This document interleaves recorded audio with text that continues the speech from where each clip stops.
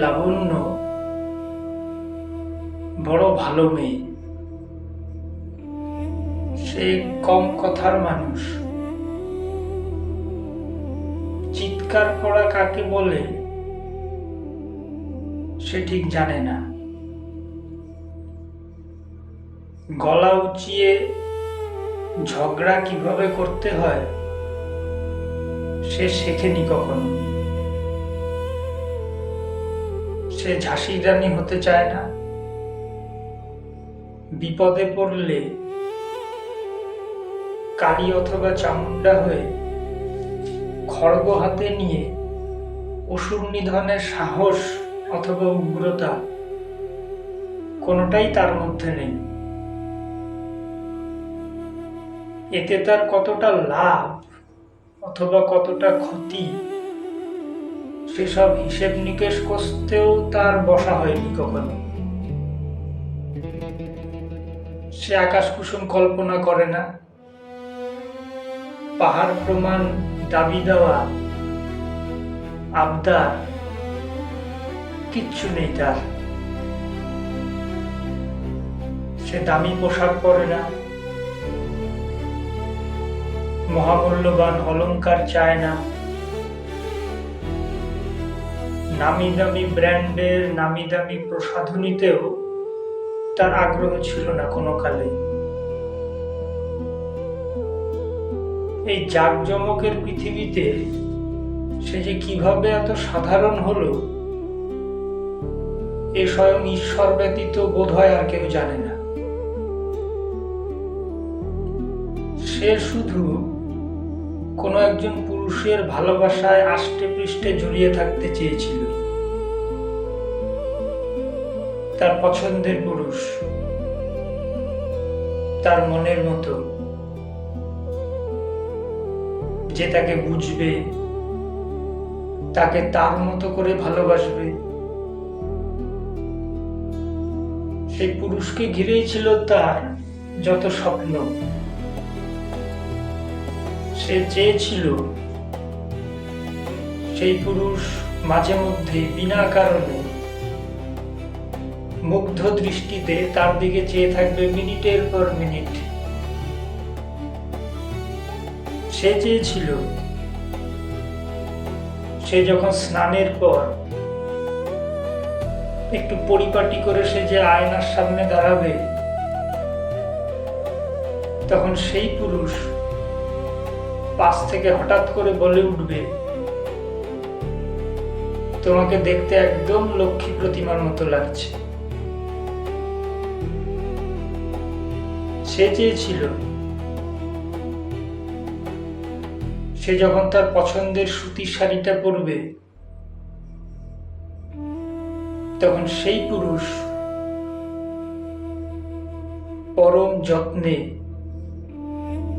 তাকে কাছে টেনে তার দুগালে আলতো করে হাত রেখে বলবে, তোমাকে কিন্তু আমি ভীষণ ভালোবাসি, মনে রেখো। উড়োজাহাজ কিংবা ট্রেনের এসি কামরায় চড়ার স্বপ্ন সে দেখেনি কখনো। সেই পুরুষের কাঁধে মাথা রেখে স্লিপার ক্লাসের জানালা দিয়ে হাজার হাজার গ্রাম শহরের পার হয়ে যাওয়া দেখতে পেলেই সে বর্তে যেত।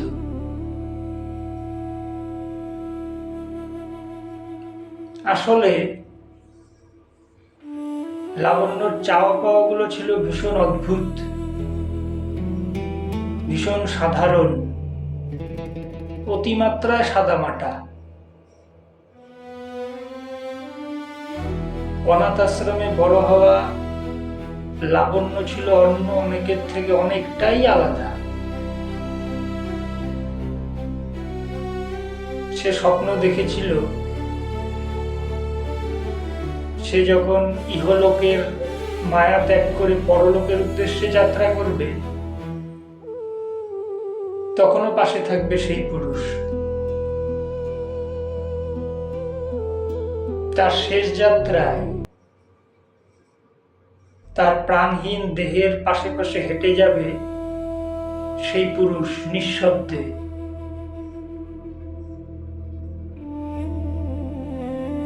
মাথা নিচু করে চোখে জল নিয়ে দাঁড়িয়ে থাকবে ততক্ষণ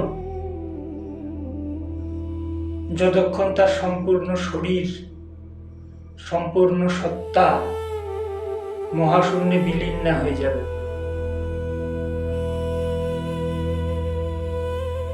কিন্তু লাবণ্যর কোনো স্বাদই পূরণ হয়নি।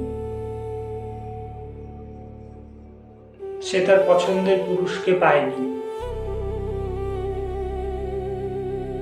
কোনোদিন কারো ভালোবাসা না পাওয়া লাবণ্য তার স্বপ্নের পুরুষের ভালোবাসা পায়নি।